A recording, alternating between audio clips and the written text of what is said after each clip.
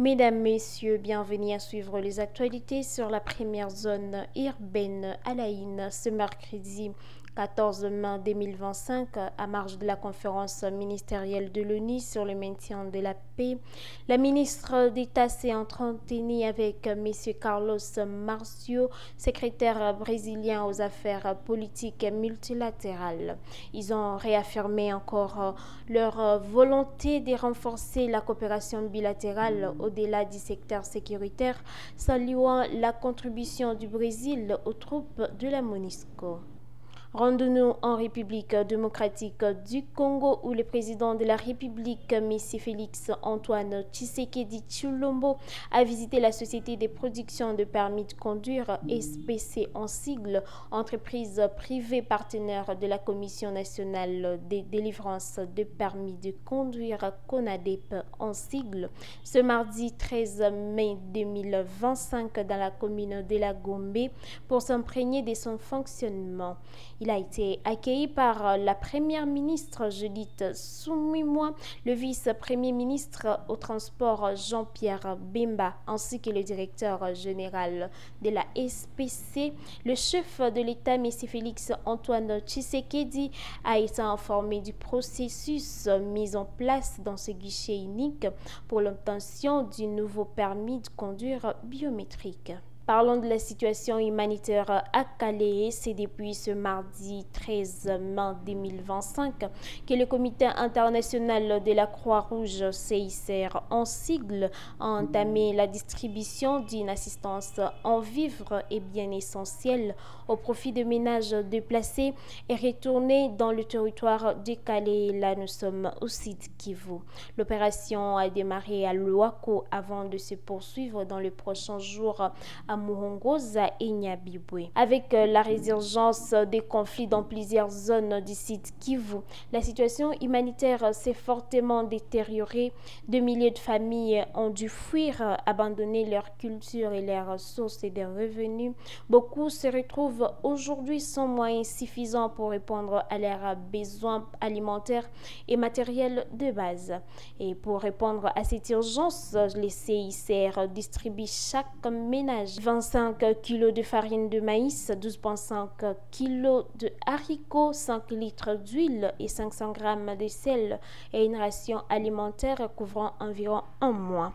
Il y a 3 couvertures également, 3 nattes, un pagne, un set de sous-vêtements, 3 savons en seau, casserole, assiette, gobelet, cuillère, fourchette, couteau louche et une bâche. Au total, 5880 ménages sont concernés par cette aide. Ces articles permettront d'améliorer leur alimentation, leur hygiène, leur confort et leur capacité à faire face aux conditions de vie difficiles qu'ils mènent.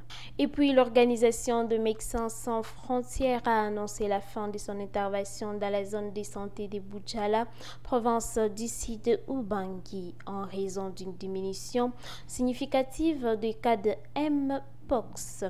Depuis le début de l'année 2025, la tendance à la baisse a été observée avec seulement 178 cas confirmés au 6 avril et aucun décès signalé.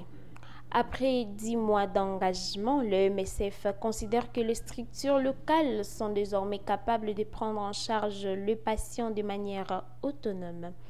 Quand nos équipes sont arrivées, la zone notifiait environ 60 cas par semaine. En janvier 2025, ce nombre avait grimpé à plus de 100 cas hebdomadaires avant de diminuer progressivement jusqu'à 14 cas fin mars, explique le docteur Koulibaly, coordonnateur d'urgence de MSF. L'intervention de MSF comprenait la prise en charge médicale et nutritionnelle, un soutien psychosocial des patients ainsi que la mobilisation de communautés locales avec une attention particulière aux personnes en situation de handicap.